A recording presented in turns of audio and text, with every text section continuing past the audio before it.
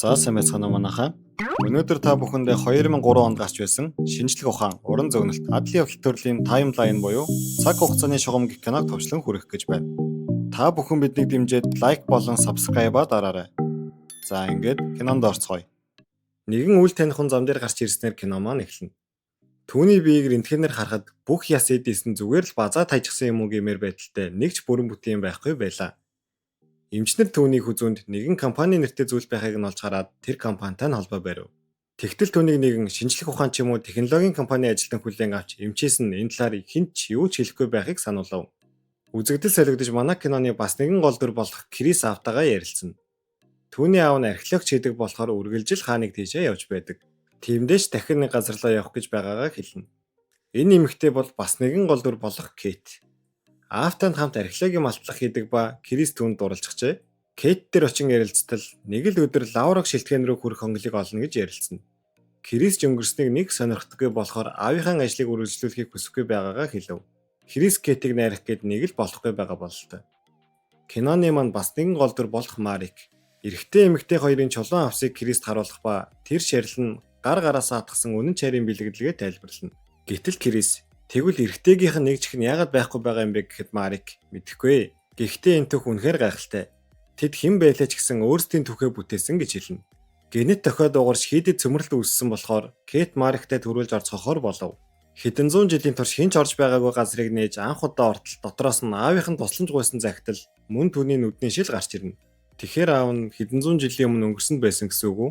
Юу болох гээд л байна да. За ямар ч тач лайк болон subscribe-а дараад киноныхон гол үйл явдал руу орцгоё. Тэгтэл нөгөө киноны маань ихэнд гараад байсан технологийн компани манай хэдийг компани дээрээ авчираад тэдэнд юу болсон талаар тайлбарлана. Энэ компани юмыг нэг газараас нөгөө газар шилжүүлдэг портал бүтээх гэсэн боловч бүтлгүйтэж санаандгүйгээр өнгөрсөн рүү буцах машин бүтээсэн ба Крисийн аавыг өнгөрсөн рүү явуулсан байжээ. Манай хэдийн нэг нь Франц хэлтэй Франсуа мөн физикч найз нь хамт ирсэн байдаг.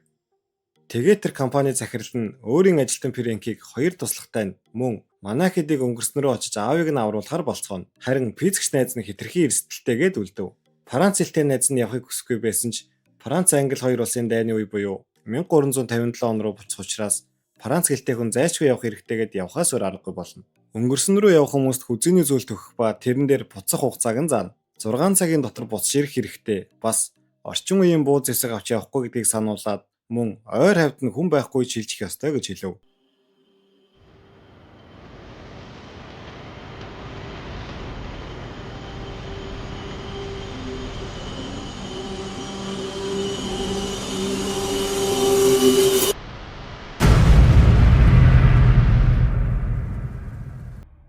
За ингээд манай хэд ч өнгөрсөн рүү шилжихдээ голдонд гараад ирдэг. Франсуа яг живэх гэж байхад нь Фрэнк түүнийг аварна. Тэд уснаас гарan зогсож байтал нэг хүн гүн гарч ирээд нуугдаарай гэж орилсооргүйгээд явчихав. Ардаас нь мортэй цэргүүд дахин гарч ирээд бүх хүмүүсийг барь гэж тушаана. Тэгтэл нөгөө компани нэг ажилтан ном сабанд оногдоод үхэхийн даваан дээр зүүлтэн дээрээ дараад шилжиж амжив. Гэтэл тэр тесрэг бөмбөгтөө явсан байдаг ба шилжих үедээ санаандгүй тесрэг бөмбөгний гогцоог нь аваад цаг хугацаагаар буцаадаг машиныг нь дэлбэлээд хайчихна. Өөрөө ч бас өгчгдөг.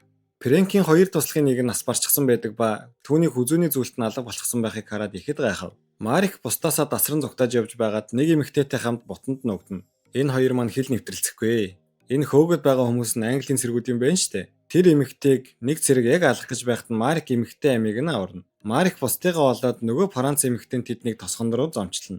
Гэтэл хүмүүс нь эмх замбраагүй хөл толгойн олдохгүй байдаг ба энэ өдөр нь дэлхийн түүхэнд Француудын дайрал хийсэн өдөр бөгөөд энэ газар нь өнөөдөр үнс нуран болтлоо шатна гэдэг. Нөгөө талд физикч найз нь бусдыгаа хэрхэн авчрах вэ? Тэд яаж босч ирэх юм бэ гэдээ дуурлана. Нөгөө хэд маань саяхан археологийн малтлах хийж байсан газараа олж хараад байж байтал цэргүүд манай хэдийг бариад лорд дээрээ авчина. Лорд Крисийн аавыг аль хэдийнэ бариад төрж байдаг. Энэ лорд нь амар зөвүүн. Францаар би тагнуулч гэж хэлэнгүүтээ энийг орчуулгээд байдаг. Тэгээд тэр үгийг нь орчуултал Франсуаг Францын тагнуулч гэд хөнөөчгөн. Тэднийг дээж гаргаж хориход Крисийн аав нь амьд мэд байж байх нь тэр. Крисийн аав лордод унтардаггүй гал бүтээж өгч дайнд ялуулна гэдээ дамлаад амьд гарсан байж. Хэрвээ англичууд дайнд ялчхал түүх өөрчлөгдөнө гэсэн үг шүү дээ.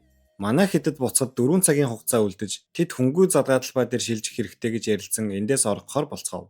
Кейт дээврээр дамжин явах гэж байхдаа Крисийг үнснэ.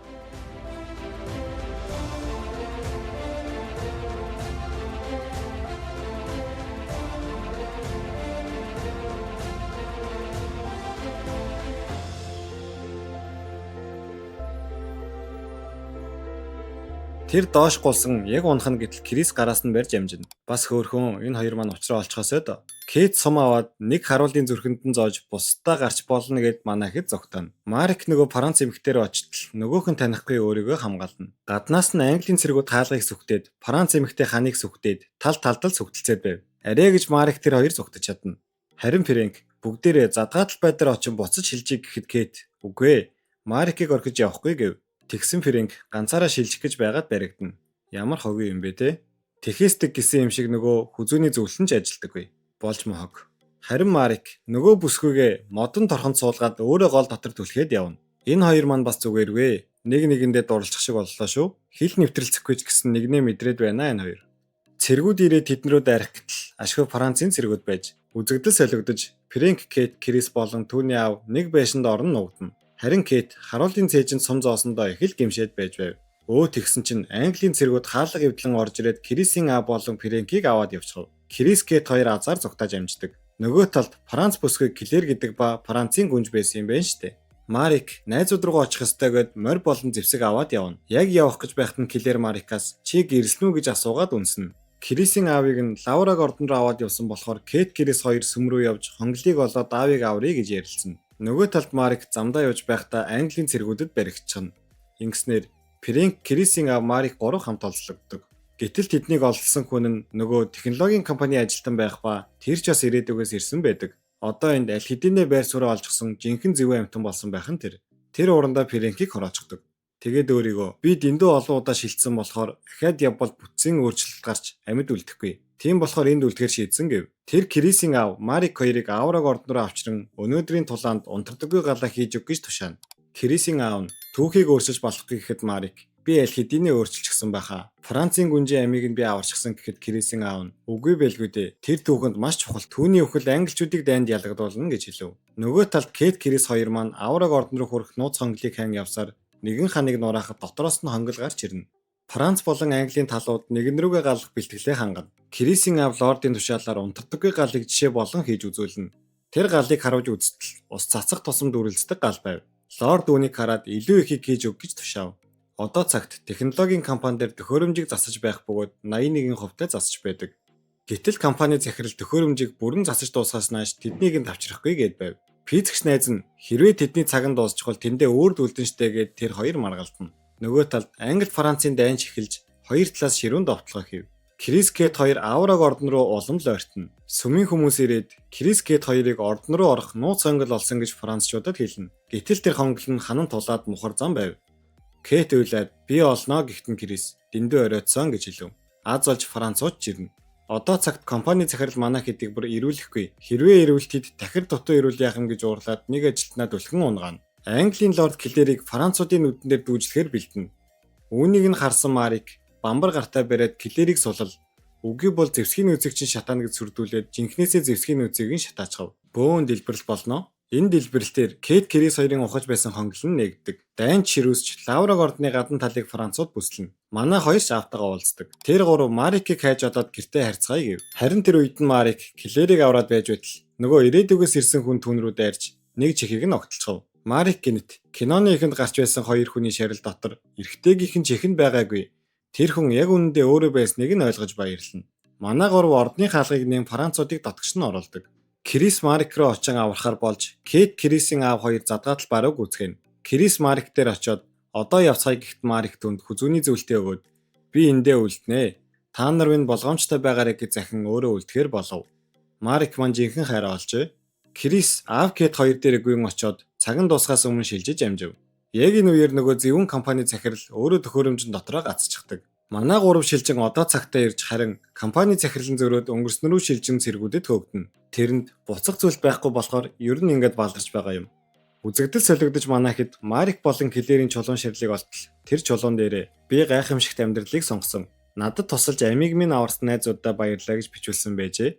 Крис тэд хамтдаа эд түүхийг бүтээж чадсан байна. Одоо бидний ээлж гэж хэлснээр аз жаргалтайгаар кино маань төгснө. За манайхан кинон таалагдсан бол биднийг дэмжиж лайк болон subscribe дараарай.